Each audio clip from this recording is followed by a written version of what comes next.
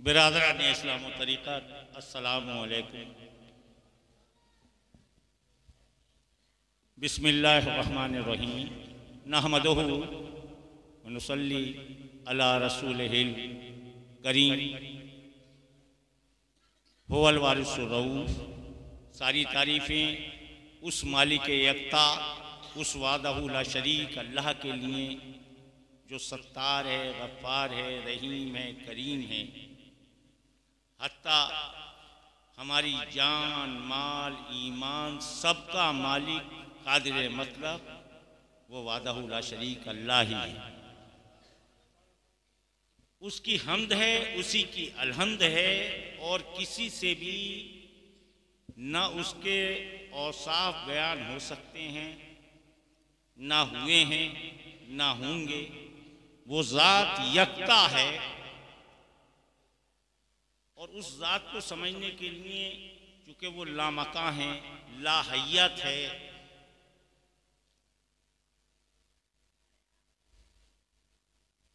तो एक शेर में बात कहूँ अपने बड़े दादा के तौहीद के लिए और उसकी अज़मत, उसकी किबरियाई को समझने के लिए। वो ला इंतहा क्यों कर हुआ, वो ला इंतहा क्यों कर हुआ, जो समझ में आ गया वो खुदा क्यों कर हुआ। अब जाहिर है उसकी कोई इंतहा नहीं, उसकी कोई, और जब उसकी इंतहा नहीं तो हमारे इल्म की भी एक इंतहा है, हमारी अक्ल की भी एक इंतहा है। और चूंकि अक्सर लोग मुझे और कुछ ज़्यादा नहीं जानते, डॉक्टर की हैसियत से ज़्यादा जानते हैं, तो डॉक्टर के एतबार से भी बता दूं कि जिसे हम दिमाग कहते हैं या आलाए इल्म कहते हैं, ये एक मटरे की दाना जैसा भेजे के अंदर होता है। इसको इंग्लिश में पिट्यूटरी ग्लैंड और हिंदी में पीयूष ग्रंथि कहते हैं। और मैं अरबी में इसे और बता दूं या उर्दू में भी, इसे ही दानाए अक्ल कहते हैं। दानाए अक्ल इसे ही कहते हैं, ठीक है। और ये इतना छोटा सा दाना होता है, आपको समझाने के तौर पे बता दूं, जैसे मटर, तकरीबन मटर जैसा एक दाना होता है। अगर ये थोड़ा सा भी पिचक जाए तो आदमी बावला हो जाता, पागल हो जाता। और सिर्फ पिचकने पे नहीं, जरा सा मोटा हो जाए तब भी आदमी पागल हो जाता। समझ में आ रही बात? बहुत आराम से समझ लो। तो ये दाने, अब जाहिर है एक दाने ही तो है अक्ल में, तो उसकी तो एक इंतहा है, एक महदूद है। और उसकी जात लामहदूद है। तो इंसान सोचता है मेरी अक्ल में आ जाए, तो अल्लाह अक्ल में आ गया तो महदूद हो गया, उसकी कोई हद नहीं है। यह है तौहीद, ठीक है। और जब तौहीद को आपने समझ लिया, अब रिसालत क्या है? ईमान यही तो है, तौहीद, उसके बाद रिसालत। तो रिसालत क्या है? उसकी तारीफ नामुमकिन, उसको अक्ल में लाना नामुमकिन। उसकी हैयत कोई हम नहीं रख सकते। अच्छा, उसकी हैयत वो एक नूर है। नूर भी कैसा? जो देखता भी है, जो सुनता भी है, जो कलाम भी करता है।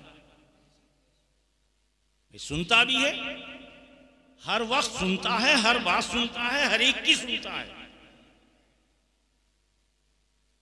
लेकिन सुनने के लिए कान नहीं रखता हम जैसे, वो कान का मोहताज नहीं है। वो देखता भी है, हर वक्त देखता है। 7 तालों में भी किसी को बंद कर दें वहां भी देखता है। एक मिसाल लेते हैं बुजुर्ग, अगर पत्थर के अंदर भी कीड़े को रिस्क वही पहुंचाता है। उसके देखने की ये इंतहा है, लेकिन आंखें नहीं है, वो आंखों का मोहताज नहीं है। इससे मुबर्रा और मुनज़्ज़ा है। बेटे बहुत बहुत शुक्रिया इसके लिए, लेकिन अब कोई जहमत ये ना करें, इस बच्ची का कबूल,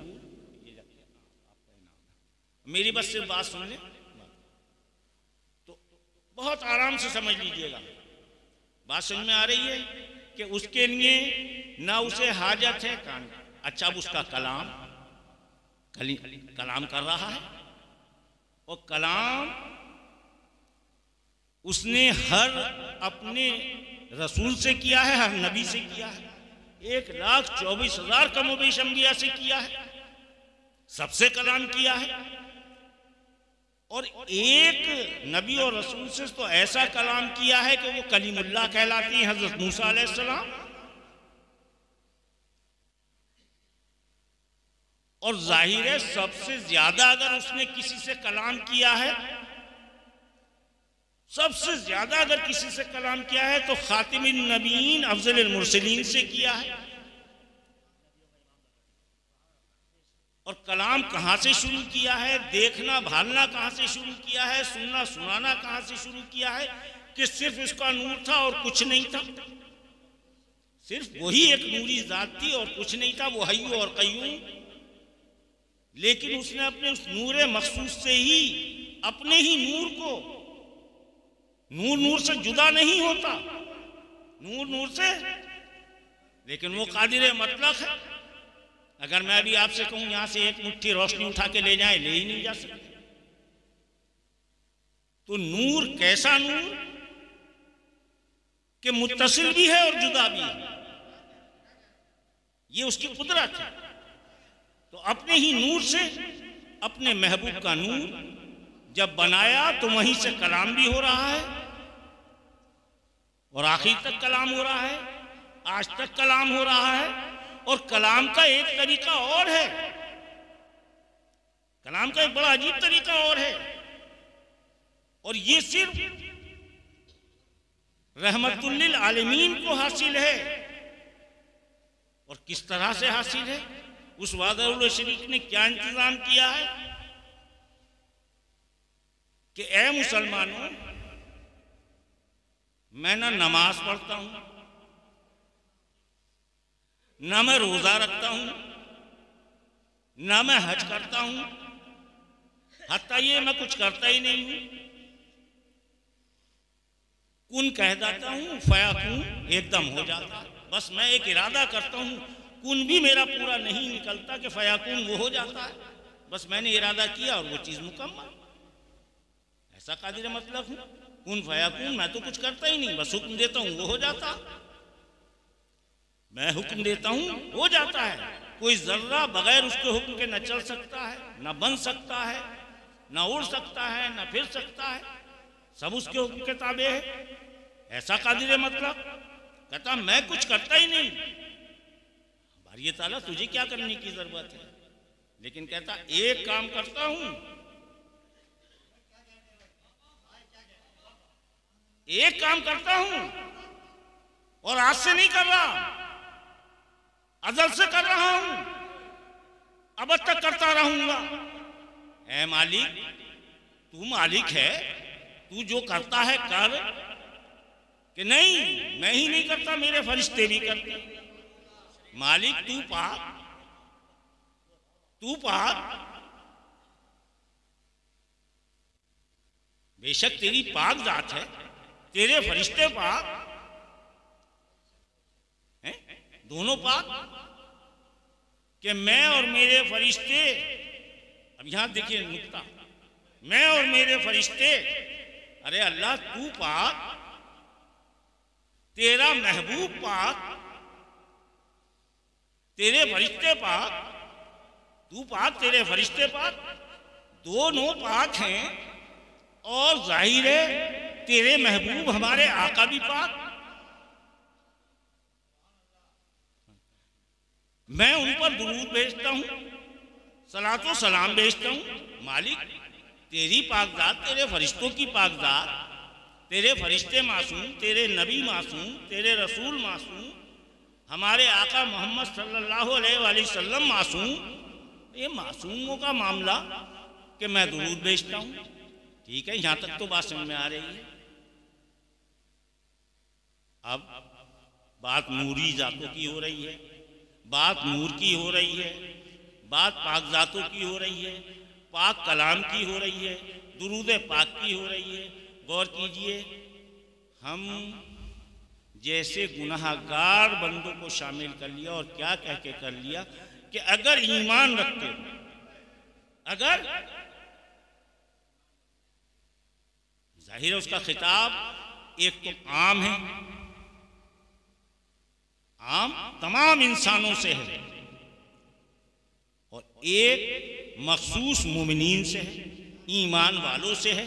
या अय्युहल्लज़ीना आमनू, हालांकि मुफस्सिर इकराम आज तक यही बताते हैं कि या अय्युहल्लज़ीना आमनू जहाँ जहाँ आया है, जहाँ जहाँ आया है वहाँ मुराद मौलाए कायनात हज़रत अली करमल्लाहु वजहुल करीम की सरदारी से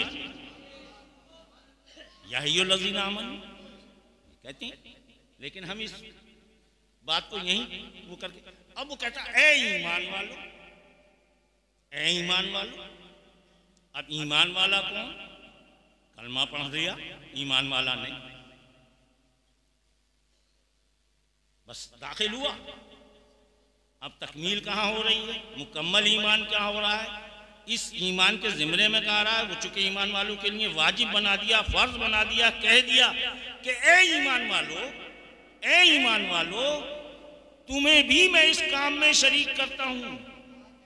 तुम नूरी भी नहीं हो, तुम मासूम भी नहीं हो, लेकिन जब मेरे महबूब पर दुरूदो सलातो सलाम के नजराने भेजोगे तो तुम्हारा ईमान भी नाकिस नहीं रहेगा और तुम उन नूरी जातों से वाबस्ता भी हो जाओगे और तुम्हारे दिल में नूर पैदा हो जाएगा।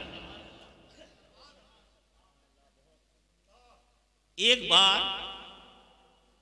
पहले दुरूद पाक पढ़ लीजिए, बिस्मिल्लाहिर्रहमानिर्रहीम, अल्लाहुम्मा सल्ली अला मुहम्मद व अला आले मुहम्मद कमा बरकता कमा सल्लल्लाहु अलैहि व आले इब्राहीम इन्नका हमीदुम मजीद। या नबी सलाम अलैका, या रसूल सलाम अलैका, या हबीब सलाम अलैका। अब ये खिताब हो गया। हालांकि जरा सारा और अगर आप आगे बढ़िए तो पता चलेगा कि ईमान में दाखिल होने के लिए, ईमान में दाखिल होने के लिए सिर्फ तौहीद से काम नहीं चलेगा। तौहीद से काम जब तक कि रिसालत का इकरार उसी कल्ब की गहराइयों से न किया जाए जिन कल्ब की गहराइयों से आपने तौहीद का इकरार किया है। अगर जर्रा बराबर उसमें कमी आ गई कि तौहीद में तो आपने मकाम बढ़ा दिया यकीन का और रिसालत में यकीन कम कर दिया, दोनों का यकीन बराबर होना चाहिए, दोनों का यकीन बराबर होना चाहिए तौहीद और रिसालत का।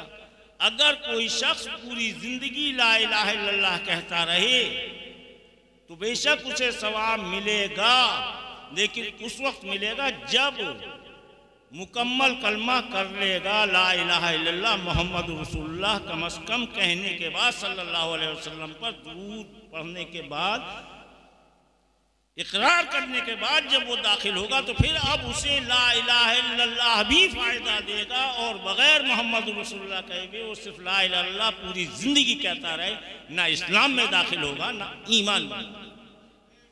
ये दोनों काम हो ही नहीं सकते। अब जाहिर है कि वो मैंने कलाम करता है लेकिन उसके जुबान में, उसके वो जुबान से मुबर्रा और मुनज़्ज़ह है, वो जबान का मोहताज नहीं। तो उसका कलाम आया, कलमा पढ़ लिया, ईमान में दाखिल हो गए। अब उसका कुरान क्या कह रहा है, कुरान है क्या? जाहिर है कि अल्लाह का वो पैगाम जो उसने अपने महबूब को बजरिए जिब्रील अलैहिस्सलाम पहुंचाया कि अपनी उम्मत तक इसे पहुंचा देंगे, यही तो कुरान है। अब इस पे एक शेर मुझे याद आ रहा है, बहुत सी शायरी हुई है और मैं उसी पर ज़्यादा गुफ्तगू करूँगा अभी, लेकिन चूँकि तमहीद है इसलिए ये कहना ज़रूरी है। तो मैं अर्ज़ कर रहा हूँ कि ये कलाम जब नाजिल हो रहा है, अल्लाह का आ रहा है, तो जिब्रील अलैहिस्सलाम ला रहे हैं, आका पर आ रहा है, ठीक है। अल्लाह का कलाम है, बेशक अल्लाह का कलाम है कुरान। कुरान अल्लाह का कलाम है, अल्लाह की किताब है, नाजिल बजरिए जिब्रील रसूल अल्लाह पर हो रही है। लेकिन शायर कितनी प्यारी बात कह रहा है, जिसे लोग कहते हैं कलामे इलाही, जिसे लोग कहते हैं कलामे इलाही, कलाम तो अल्लाह का है। जिसे लोग कहते हैं कलामे इलाही, तुम्हारी जुबानी सुना है मोहम्मद सल्लल्लाहु अलैहि वसल्लम। कलाम अल्लाह का है लेकिन जुबान मोहम्मद रसूलुल्लाह की जुबान। अभी मुझसे पहले चंद मुकर्रिरीन और ख़ास तौर पे हाफिज साहब बहुत सी तमहीद बना रहे थे, और मेरा कोई उन्वान ऐसा नहीं होता हो, वही उन्वान बन जाता है जैसी गुफ्तगू होती है। तो उसी के तहत बहुत सी बातें यहाँ हुई हैं, उन्हीं पे ज़रा सा आगे चलेंगे जो उसकी तफसील हो जाए, जितनी बातें इससे पहले हुई हैं। और बेहतर ये है कि कहीं कहीं ऐसा लगता है सुनने वालों को भाई ये बात समझ में नहीं आई, इंशाअल्लाह उसकी भी तशरीह होती रहे और आप तक बात भी पहुँचती है। आप तक वो है अल्लाह कादिर मतलब जिसने अपना कलाम रसूलुल्लाह पर नाजिल किया और रसूल अल्लाह ने उम्मत को बख्श दिया। ठीक है, तो जुबान रसूल अल्लाह की है, कलाम अल्लाह का है। और एक शेर मुझे अपने बड़े दादा का याद आ रहा है, चूंकि नात का शेर ही है, वो भी मुलाहिजा करने। और साफ कहूँ क्या उनके ज्यादा, खुदा से कम है और सबसे, खुदा से कम है और सबसे ज्यादा। और जब तक हम इस पर यकीन कामिल हासिल नहीं करते, जब तक हमारे ईमान में नुक्स रहेगा। और एक चीज और बता दूं, यहाँ वो और वाज़े कर देना है, बहुत से लोग इस गलतफहमी का शिकार हो जाते हैं, बहुत से लोग, और अक्सर उम्मत में ऐसे लोगों की तादाद आज बराबर बढ़ रही है। बहसो मुबाहिसा बढ़ रहा है, फिरका वारियत बढ़ रही है, और उसका एक ही पॉइंट है, एक ही नुक्ता है, आप लोग बड़े गौर से समझ लें। और साफ कहूं क्या उनके ज्यादा, खुदा से कम है और सबसे ज्यादा। तो अब एक फैसला आता है, क्या कुरान से भी बड़े या कुरान से भी ज्यादा? बस यहां मामला बड़ा नाजुक है। पूछिए किसी आलिम से, किसी सूफी से, है कोई इसका जवाब देने वाला कि आका बड़े या कुरान बड़ा? यह है वो इम्तिहान की घड़ी, और यह है वो ईमान का मसला। आपकी समझ बात आ रही है? मैं बहुत नाजुक मसला बयान कर रहा हूं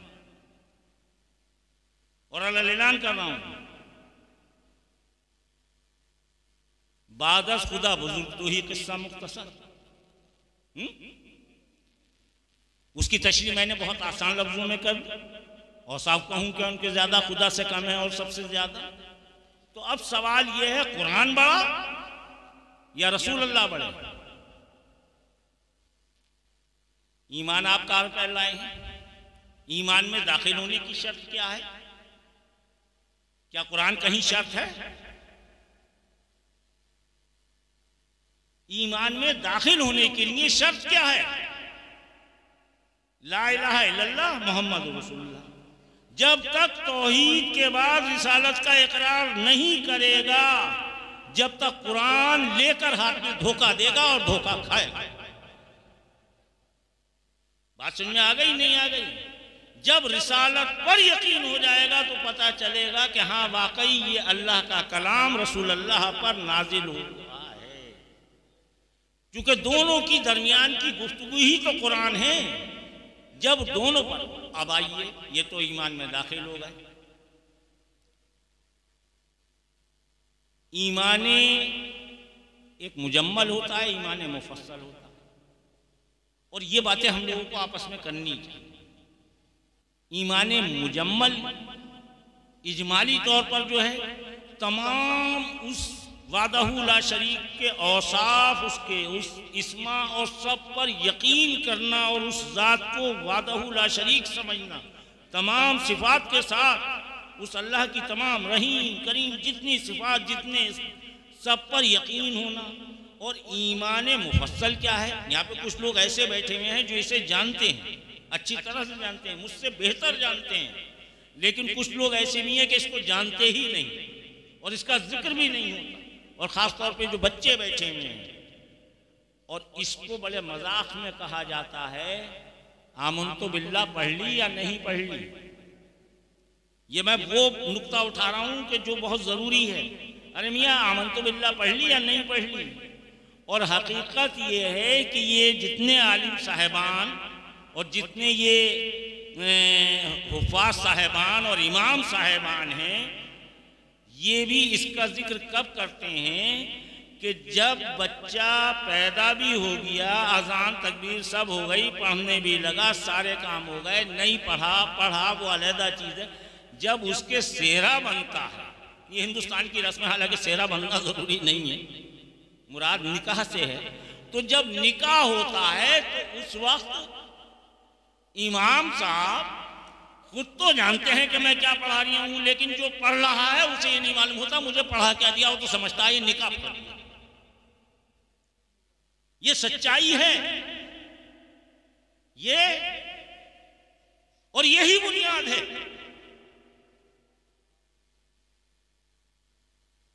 तो मैं बच्चों तुम्हें एक बात समझाना चाह रहा हूं, बड़े सब जानते हैं, मुझसे ज्यादा जानते हैं, मैं बहुत कम जानता हूं। जितना मैं जानता हूं उतना आप लोगों को बता रहा हूं। तो ये आमनतो बिल्लाह, जैसे ही बच्चा समझदार हो जाए, एक दूसरे को जो जानता है इस आमनतो बिल्लाह को जरूर पढ़ा दे। और इसे बेहतर ये है कि अरबी में तो पढ़ा दे, लेकिन समझा उर्दू में दे, और बाल्फाज दीगर हिंदुस्तानी में समझा जाए। ठीक है, आमनतो बिल्लाह है, ईमान लाए हम अल्लाह पर, व मलाइकतिही, सबसे पहले अल्लाह पर यकीन, उसके बाद उसके फरिश्तों पर यकीन। अगर फरिश्तों पे यकीन नहीं तो जिब्रील अलैहिस्सलाम पे यकीन नहीं, और जब तक जिब्रील अलैहिस्सलाम पे यकीन नहीं, जब तक मामला आगे बढ़ेगा नहीं। तरतीब ये दी है उलमा इकराम ने, आमनतो बिल्लाह व मलाइकतिही व कुतुबिही व रसूलिही, तरतीब है इसकी। आमनतो बिल्लाह, हम ईमान लाए अल्लाह पर, अल्लाह के तमाम फरिश्तों पर, अल्लाह के तमाम किताबों पर, अल्लाह के तमाम रसूलों पर। और इसमें मैं एक जुमला और जोड़ दूं जो और वाज़े हो जाए, तमाम नबियों पर, यानी रसूल, चूंकि रसूल का नबी होना जरूरी है, नबी का रसूल होना जरूरी नहीं, तो तमाम रसूल नबियों पर। 1,24,000 अम्बिया, अल्लाह बेहतर जानता है, वल्लाह आलम बिस्सवाब। तो ये इस पर ईमान। अब इसके बाद की मंजिल जो है इसे आप लोग समझ लें, और वो बड़ी जरूरी है। आज हम उसी से गाफिल हैं। आज जितने फिरके हमारे दरमियान में हैं, जितनी ये खुराफातें हमारे दरमियान में पैदा हो रही हैं, जितना तकब्बुर हमारे अंदर आ रहा है, तकब्बुर सिर्फ और सिर्फ शायान शान है अल्लाह के। वही तकब्बुर कर सकता है। बंदे का काम तकब्बुर से दूर रहना। अल्लाह अकबर आप लोग रात दिन अजानों में सुनते हैं, नमाज में कहते हैं, बार बार कहते हैं। और अल्लाह अकबर का अगर किसी से तर्जुमा पूछो तो बताता है अल्लाह सबसे बड़ा है। अल्लाह, यहां मैं एक नुक्ता दे रहा हूं, अल्लाह सबसे बड़ा है, तो भैया उससे छोटा कौन है? ये तो शिर्क हो गया, ये शिर्क हो गया। मैं बड़ा आला ऐलान करूं, अल्लाह सबसे बड़ा नहीं है, बल्कि अल्लाह ही बड़ा है। बात समझ में आ गई? नहीं, सिर्फ और सिर्फ वो वादहू ला शरीक ही बड़ा है। सिर्फ अल्लाह के लिए है बड़ाई, हम्द भी उसी के लिए है, अलहम्द भी उसी के लिए है। तो अल्लाह सबसे बड़ा नहीं है, बल्कि अल्लाह ही। बात समझ में आ गई? अभी इन नुक्तों को मैं दोहराऊंगा। अल्लाह ही बड़ा है, यह है असल तौहीद। अल्लाह ही बड़ा है। अब सब रसूलों पर ईमान, आखिरत के दिन पर। अब ये बड़ी मंजिल है, इसे आप समझ लें। तकरीर आपने बहुत सुनी है, आज इसको बड़े गौर से समझ लें, और ये जरूरी है हर एक के लिए। इससे ही ईमान पुख्ता होगा, और ये फिरका वारियत जो है इस पे बहुत बड़ा लगाम लगा सकते हैं आप लोग। इसके बाद क्या है, आपके शक शुबहात सब दूर हो जाएंगे। अल्लाह ताला, अल्लाह के प्यारे हबीब, तमाम उलमा इकराम, शयूख इकराम, सूफिया इकराम इस बात की तालीम करते हैं, और असल तालीम ही यह है कि सबसे ज्यादा जो हमें यकीन होना चाहिए इन बातों के साथ, इन बातों के साथ जो सबसे ज्यादा जरूरी यकीन है, जितनी ये चीजें यकीनी हैं कि अल्लाह पर ईमान लाना, अल्लाह के फरिश्तों पर ईमान लाना, अल्लाह की तमाम किताबों पर ईमान लाना, अल्लाह के तमाम नबियों रसूलों पर ईमान लाना, और ख़ास तौर पर इस बात पर ईमान लाना कि आखिरत के दिन का मालिक सिर्फ अल्लाह है वालियों में, और आखिरत के दिन का मालिक। इसलिए जिस दिन ये बात यकीन कर जाएगी, जिस दिन ये यकीन पैदा हो जाएगा कि एक दिन हमारा फैसला भी होना है, आखिरत के दिन हर बंदे का होना है। हम ये सोचते हैं बस जिंदगी में हम ही बड़े हो गए, हम पीर साहब हो गए, हम मौलाना साहब हो गए, हम मुफ्ती साहब हो गए, हम डॉक्टर साहब हो गए। ये सब तकब्बुर है। एक दिन हमें मिट्टी में मिल जाना है। तकब्बुर सिर्फ उसके शान शान है, किबरियाई सिर्फ उसके शान शान है। हम सब उसके बंदे हैं। अगर इस बात को तस्लीम करते हैं तो बंदे हैं, वरना गंदे। वालियों मिला आखिरत के दिन पर ईमान लाना, और ये आज की महफिल भी जिस तरफ है मैं उधर टर्न लूंगा। अब देखिए, आखिरत के दिन पर आज हम जिस लिए बैठे हैं, जिस मरहूम के लिए बैठे हैं, इसलिए बैठे हैं कि आखिरत के दिन अल्लाह ताला उनकी बख्शिश फरमा दे। मरहूम साबिर साहब की, साबिर वारसी साहब की मग़फ़िरत फरमा दे अल्लाह ताला, इसलिए हम जमा हैं। आखिरत पर यकीन, जैसे उनके लिए हम ये सवाब की महफिल समझा रहे हैं, ये सोच लें कि अगर हमें यकीन है इन बातों पर, तो हमारे लिए अगर कोई आदमी सवाब की महफिल सजा दे तो उसे सवाब मिलेगा, लेकिन हमारी बख्शिश हो जाएगी। ये आखिरत के दिन पर ईमान। अच्छा, सिर्फ इतना ही नहीं, अब आगे की और बड़ी कसौटी है, जहां वसवसे पैदा होते हैं, अल्लाह ने उन वसवसों को भी बंद कर दिया। तकदीर का अच्छा और बुरा मिन जानिब अल्लाह है। किसी को सूखे में रखे, किसी को गीले में रखे, किसी को बड़ा बनाए, किसी को छोटा बनाए, उसकी बारगाह में कभी भी ये हक मत लाओ वो हमसे बेहतर और सबसे बेहतर जानने वाला वही वो है। तो वो क्या कह रहा है? वो कह रहा है वल कद्रे खैर ही व शर। और फिर आखिर कहाँ है? एक वादा है उसका, और वो वादा ये है जिसके लिए आज की ये महफिल है। उस वादे को समझ लें, और वो वादा अल्लाह ताला ने अपने नबियों के जरिए, अपने रसूलों के जरिए, और सबसे बड़ा पैगाम जो उसने उम्मुल किताब कुरान में अपने हबीब व महबूब हमारे आका मोहम्मद सल्लल्लाहु अलैहि वसल्लम के जरिए दिया है, वो ये है, गौर से सुन लीजिए, कि एक दिन मरकर जिंदा उठाए जाएंगे। एक दिन मरकर जिंदा उठाए जाएंगे, लिहाजा हमारी मौत नहीं होनी है। इसीलिए कहा है कुल्लु नफ्सिन ज़ायक़तुल मौत। ठीक है, आ गई ईमान की शक्ल।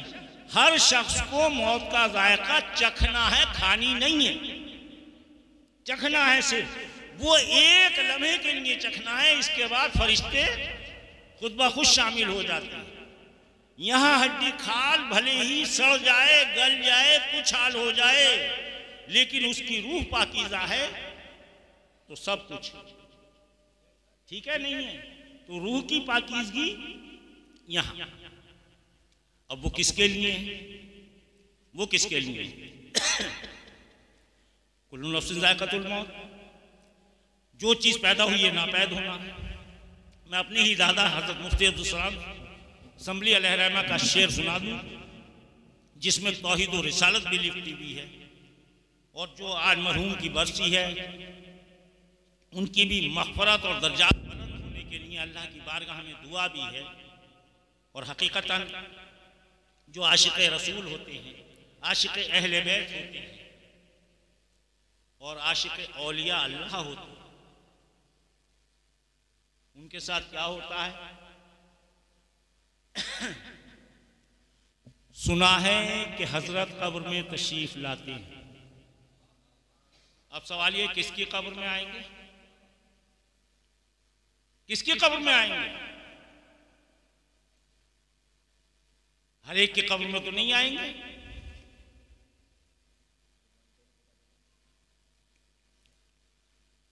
वहां तो पहले ही दूसरे सवाल में छुट्टी हो जाएगी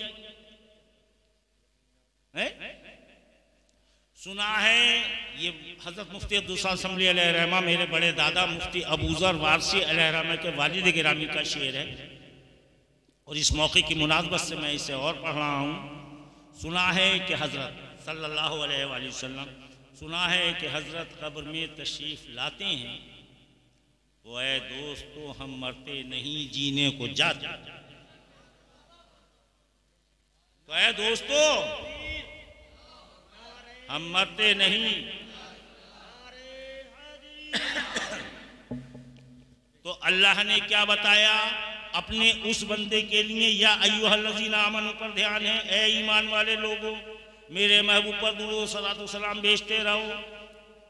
और वाहिद ये वो काम है कि मैं कुछ और नहीं करता, सिर्फ दुरूद सलातो सलाम भेजता हूँ, मेरे फरिश्ते भेजते हैं और जो ईमान वाले हैं सिर्फ वो भेजते हैं, बाकी तो चीमी गोइयाँ करते हैं। बात समझ में आ गई? अब जब ऐसे बंदे हैं तो वो फिर गंदे नहीं हैं, वो असल बंदे हैं। और वो कैसे बंदे हैं? मेरे वालिद गिरामी अभी उस्ताद जी हज़रत शाह मुफ्ती वारसी अलमारूफ व चंदा मियाँ अलैहिर्रहमा व रिज़वान अक्सर ये शेर पढ़ा करते थे। इकबाल का शेर है, अल्लामा इकबाल का। तनवीर भाई आप ज़्यादा महसूस होंगे और आपका सुनावा भी होगा, और इसे बड़े गौर से सुन लो बच्चों। और जिस दिन ये ईमान की बात हो जाएगी, ईमान पुख्ता हो जाए हम लोगों का, और ज्यादा पुख्ता हो जाए, हैं सब ईमान वाले, और पुख्तगी पैदा हो, और पुख्तगी पैदा हो, जितना पुख्ता हो उतनी ही रूह बेदार होगी, उतनी ही रूह हल्की होगी। यहां मरने की पाबंदी, यहां मरने की पाबंदी, वहां जीने की पाबंदी। फिर आप नहीं मरेंगे। यहां तो मर गए, वहां हमेशा के लिए जिंदा हैं। बस जिंदा तो दोनों तरफ रहना है, मुखालिफ को भी रहना है अल्लाह के और माफिक को भी रहना है। जिंदा वो भी रहेगा। आप कहेंगे ये बड़ी अजीब बात, जिंदा दोनों, जिंदा दोनों। अब ये आप बड़ा चौंकेंगे कि भाई जिंदा दोनों कैसे? जिंदा तो दोनों रहेंगे हैं? मौत के बाद वो तो कुल चखली, फिर जिंदा होगा सारा जिंदा तो वो भी रहेंगे। फिर फर्क क्या है जिंदा रहने में? देखिए यही एक मिसाल सुन लें आप लोग, अगर गौर से सुने। बिस्मिल्लाहिर्रहमानिर्रहीम रात दिन पढ़ते हैं, नमाजों में भी सूरह फातिहा के बगैर नमाज नहीं हो रही। अल्हम्दुलिल्लाहि रब्बिल आलमीन अर्रहमानिर्रहीम, फिर वह रहमान और रहीम का जिक्र। तनवीर भाई दोनों के मानिए, दोनों की सिफतें, दोनों में रहें। तो ये रहमान और रहीम क्या है? ये रहमान और रहीम दो बार आ रहा है। अल्लाह का बलीग कलाम है, अल्लाह के कलाम में तो समझने की रोशनी ही रोशनी है, जितनी आप लेना चाहें। तो रहमान क्या है, रहीम क्या है? देखिए बिल्कुल इस तरह से कि अल्लाह, मैं एक मिसाल देता हूँ, हमेशा देता हूँ, आज फिर दे रहा हूँ। पानी हमारी प्यास बुझाता, राम सिंह की नहीं बुझाता क्या? क्या डेविड की नहीं बुझाता? क्या विलियम शेक्सपियर की नहीं बुझाई? क्या यहूदियों की नहीं बुझा रहा? दुनिया में जो बंदा है उसकी प्यास बुझा रहा है, जैसे हमारी बुझ रही है ऐसी उसकी बुझ रही है। पानी तो सबके लिए आम है, यह है उसकी सिफत रहमानी, यह है उसकी सिफत रहमानी। हमारे खेतों पे भी बारिश, उसके खेतों पे भी बारिश, हमारे खेतों पे भी धूप, उसके खेतों पे भी धूप, हमारे सहनों में भी धूप और बारिश, उसके सहनों में भी धूप और बारिश। ऐसा तो है नहीं कि साहब जो मुझे मानेगा उसके लिए तो अच्छा, उसके लिए नहीं, उसके लिए साहब सब उसकी मखलूक है, वो सबके लिए रहमान है। लेकिन रहीम सिर्फ उसके लिए है, सिर्फ उसके लिए है जो उसके महबूब के तरीके पर पानी पिए।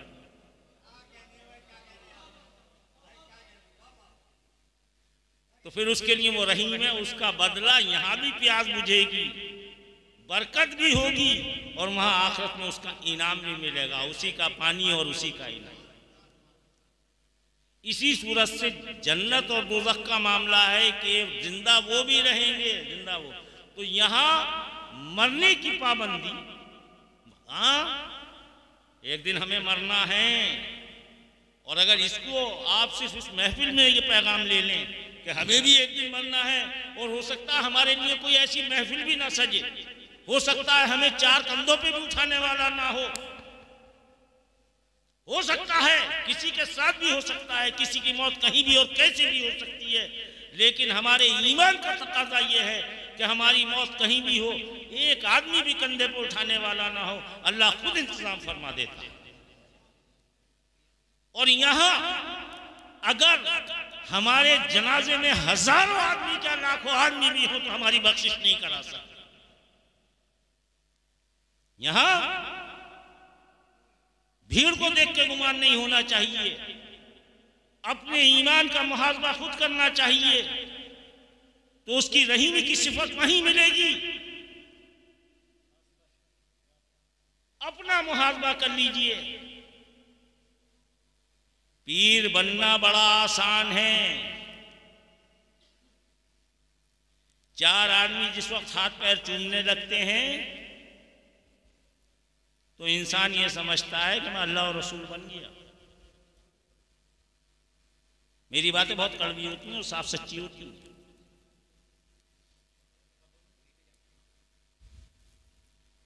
अपने आप को कुछ भी समझ लेता है इंसान, लेकिन कामयाबी उसकी है,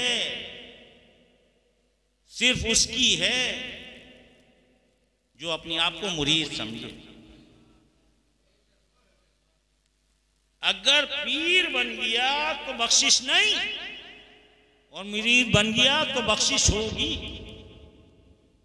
बस हम गलती ये करते हैं कि पीर बन जाते हैं, मुरीद बनना नहीं जानते। हम मुरीद बनना नहीं जानते। अल्लाह अकबर कहना अलग चीज है और अल्लाह अकबर को समझना अलग चीज है। दोनों में बहुत बड़ा फर्क है। अल्लाह अकबर कहना बड़ा आसान है, लेकिन अल्लाह अकबर समझना उतना ही मुश्किल। कितना मुश्किल है कि रब जिसे अता कर दे वही समझता है। ये उसकी अता पर है, इल्म पर नहीं है। वो जिसको अता करता है। अब अल्लाह अकबर कहना बड़ा आसान है। अल्लाह बड़ा है, अल्लाह ही बड़ा है, या यूं कह लीजिए अल्लाह ही सबसे बड़ा है। चलिए वो उन कहने वालों को भी शामिल कर लें इसमें। लेकिन किस तरह से उसे बड़ा मानना है और किस तरह से वो बड़ा है, इसको समझना जरूरी है। और चूंकि ये महफिल मैं अक्सर मेरे खिताब में होता है बिरादराने इस्लामो तरीक़त, ये मेरा बिल्कुल खास पहले लफ्ज यही होती है, बिरादराने इस्लामो तरीक़त। जब से मैं खिताब करता हूँ जो भी मुझसे आता है, इस्लामो तरीक़त। इस्लाम और तरीक़त क्या है? इस्लाम जाहिर है, तरीक़त बातिनी है। या दूसरे लफ्जों में कहते हैं इस्लाम एक सिर्फ जुबान से कहना है और तरीक़त उस पर अमल। दूसरे लफ्जों में ऐसे समझ बात सुनिए, नहीं मैं हसूरत से बता रहा हूं। तो तरीक़त और तरीक़त है क्या? मैं बहुत मुख्तसर कर देता हूं क्योंकि वक्त भी ना हो और आप तक बात भी पहुंच जाए। हसन मियाँ यहाँ कुछ के पीर तो क्या कहेंगे हसन ने तो बड़े गलत बात करना है, हम तो उन्हें पीर मानते हैं।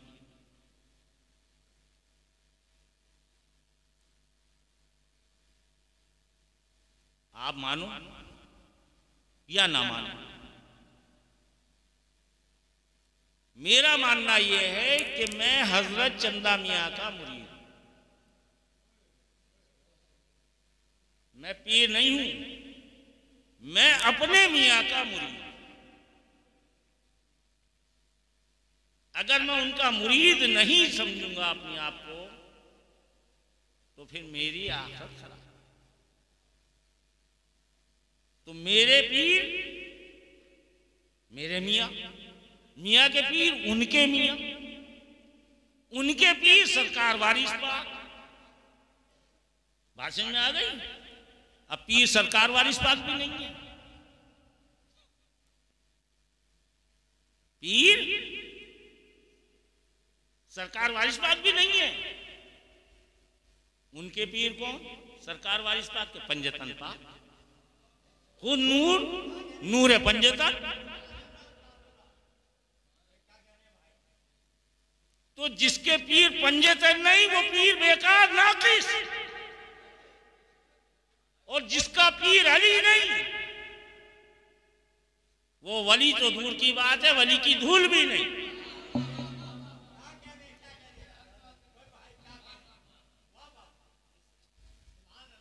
वो वली की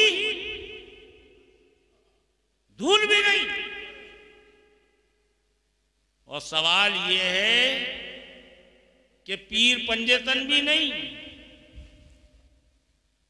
पीर पंजतन भी नहीं, पंजतन के पीर खुदा और रसूल। बात समझ में आ गई नहीं? अब यहां ये बड़ी अजीब तकरार है कि पंजतन में भी रसूल शामिल है और अल्लाह के साथ भी शामिल है। बात समझ में आ गई नहीं? तो कुल मिला के सबके पीर रसूल अल्लाह, लेकिन सवाल ये रसूल अल्लाह का पीर कौन? तो वही अल्लाह वाला। बात समझ में आ गई? अब जब हम बोलते हैं रसूल अल्लाह तो उसका मतलब होता है अल्लाह के रसूल, अल्लाह के भेजे हुए। और रसूल हमें कहां तक पहुंचाती? अल्लाह तक, बगैर आपकी निस्बत से अल्लाह तक की रसाई। तो सबका पीर कौन? अल्लाह। तो आज समझ में आ गई? इसीलिए कहती हैं, वो बड़ा अच्छी बात कह दी तनवीर मियां ने, इसीलिए समियाओं का सबसे बड़ा कौन? अल्लाह मियां। ऐसे कह लीजिए तशरीह। हालांकि इसमें बड़ी बहस हुई है मियां के नाम पर, खैर मैं उस बहस में नहीं जा रहा। मेरी मुराद सिर्फ एक शरई एतबार से है कि तौहीद का मतलब समझ में आ गया। तौहीद किसे कहती है? तो हमें कुर्बे खुदाबंदी पानी है, और वो जब तक नहीं मिलेगी जब तक हम दामने पंजतन ना पकड़ें या दामने रसूल तक ना पहुंचे। समझ में आ गई?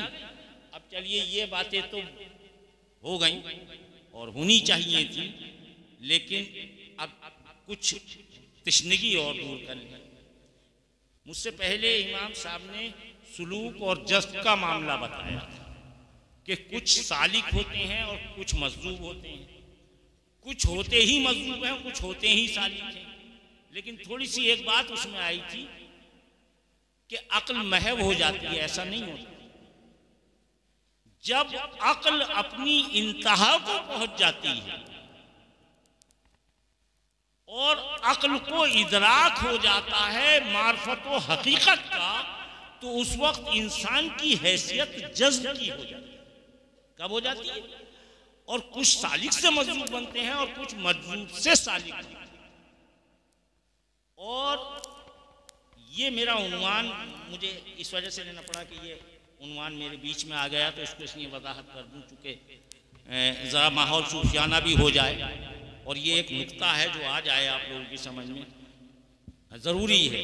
तो लोग ये समझते हैं किसी दीवाने का नाम मजलूब है, ये गलतफहमी है। चूंकि जब इस मदरसे में दाखिल नहीं हुए तो समझे क्या? चटाई पर बैठकर पता चलता है चटाई पर बैठना सुन्नते रसूल अल्लाह है। मसनद का बैठना खिलाफे रसूल अल्लाह है।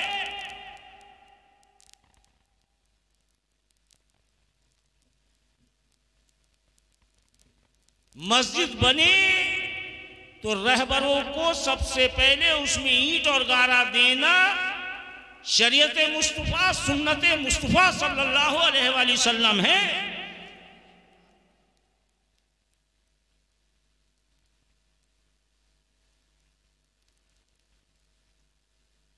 सिर्फ मसनदें लगाकर बैठना बहुत अच्छी बात है, अल्लाह मुबारक करे उन मसनदों का, मैं उनका मुखालिफ नहीं हूं, लेकिन हमें सुन्नतों को भी ख्याल में कि सुन्नत रसूल अल्लाह ने क्या दी है। और सिर्फ यही नहीं, आका ने न अफजल मुरसलीन होने पर फख्र किया है, सैयदुल मुरसलीन होने पर, इमाम होने पर, कुरान नाजिल हुआ इस पर फख्र नहीं है। किसी बात पर आपने फख्र या नाज नहीं किया। अगर नाज किया है तो सिर्फ एक बात पर किया है, आकाए दो जहां सल्लल्लाहु अलैहि वसल्लम ने नाज किया है। यूं तो हर चीज पर नाज है, अपने ईमान पर भी नाज है, इस्लाम पर भी नाज है, हमें सब चीज पर नाज है, लेकिन नाज हकीकी जिसे कहते हैं और सबसे बड़ा नाज जो आकाए दो जहां सल्लल्लाहु अलैहि वसल्लम ने किया है, फरमाते हैं अल फख्रु फख्री वल फख्रु मिन्नी। हदीस पाक क्या है? मुझे अपनी फकीरी पर नाज है, मुझे अपनी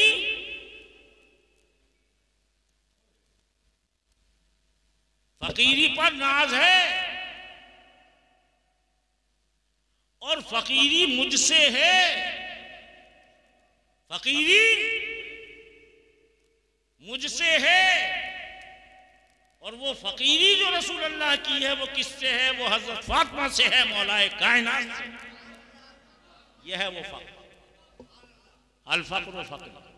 और सिर्फ यूं ही नहीं, मिसालें आपने सुनी होंगी कि फकीरी भी सिर्फ ये नहीं, जब आकाए दो जहां तमाम किस्म का माल बांटते थे तो चटाई झाड़ कर उठ जाते थे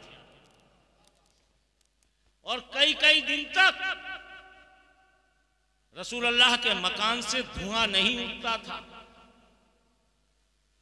और किसी रिवायत में ये नहीं मिलता कि फला आदमी जब धुआं नहीं उठा तो धुएं के लिए किसी ने इंतजाम किया हो। ये तो हमें मिलता है कि आका ने अपने पेट से पत्थर बांधे। फकीरी का नाम इतना आसान नहीं है, पीरी का नाम इतना आसान नहीं है। हम लोगों को पेट भर के खाना मिल रहा है, हम खादिमुल फुकरा वल सूफिया ही बन जाएं, यही बहुत काफी है। हम सिर्फ वो बन जाएं तो बहुत काफी है। आका पत्थर ही बांधते थे। चलिए, ये तो आका का मामला था, ये तो आका का मामला था। आका की बेटी का मामला क्या था? आका की बेटी का मामला क्या था? आका की बेटी का मामला यह था कि आपको भी फाके कई कई दिन हो जाते थे। आपने रिवायतें तो बड़ी सुनी है, लेकिन उनका तसल्जुल समझ में नहीं आता आपकी।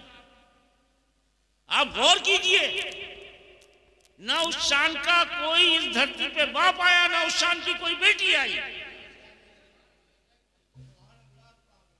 ना उस शान का हजरत फातिमा की शान का किसी को शौहर मिला और ना उस शान के किसी को बच्चे मिले। लेकिन वो शान क्या है? वो शान यही है कि आका खुद भी वाक़े कर रहे हैं और उम्मत का पेट भर रहे हैं। आका खुद सहुवतें उठा रहे हैं और सहाबा इकराम की दिलजोई कर रहे हैं।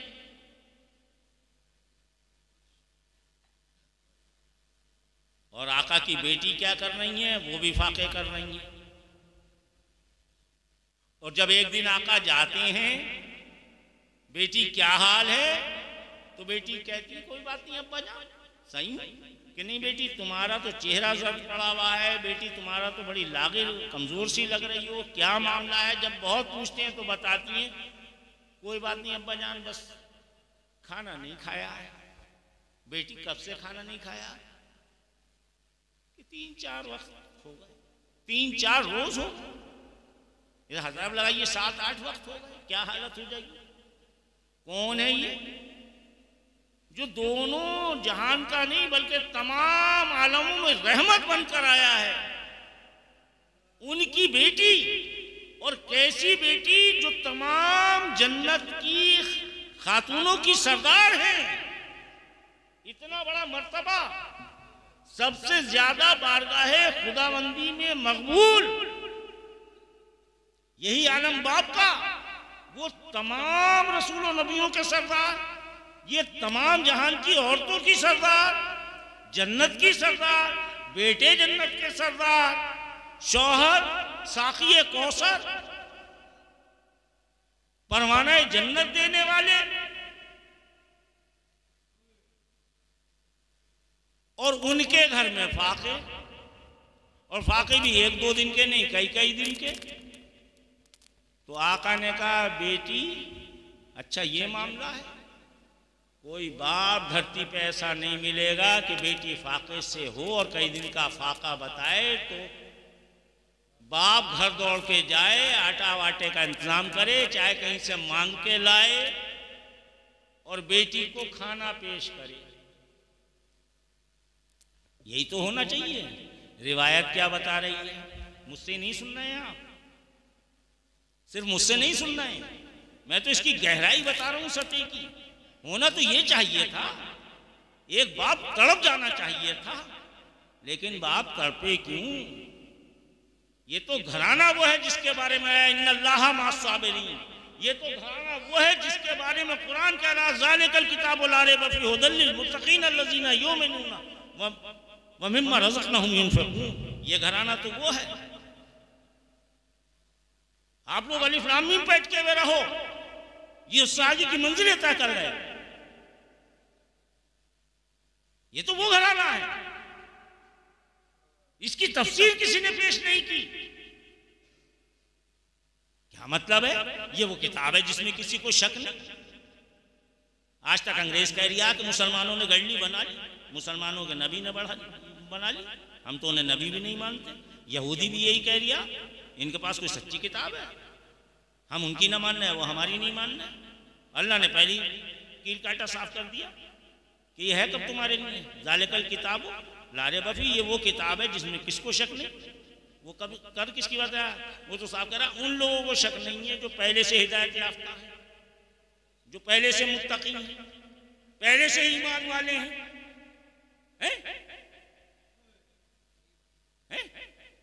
आका कह रहे हैं मैं 2 चीजें छोड़ रहा हूं, बहुत है। ये तो कुरान कह रहा है और कुरान की इब्तिदा कह रही है। कहां पहुंचे? ये वो नुफूस। आइए पलट के आइए, अभी इतने आगे ना जाइए, अलिफ लाम मीम आ गया बीच में, एक ठोकर लगा दिए, सीधे सीधे आ जाइए, नमाज में आ जाइए। कहां से शुरू है कुरान? बिस्मिल्लाह की बे से बरकत का पाता है सीन पे, बेसीन बस, और सीन को फिर बे पे ले जाओ, चूंकि बरकत ही पाता है, कुरान खत्म तो होता नहीं। ये बैठे हाफिज साहब बताते हैं जब कुरान को मुकम्मल कर लो, नास तक पहुंच जाओ, नास के सीन तक, तो चाहे एक रुकू पढ़कर बंद करो, एक रुकू जरूर पढ़ लो, तो फिर सीन से बे पे पहुंच गए। तो बस इसी में तो सब है।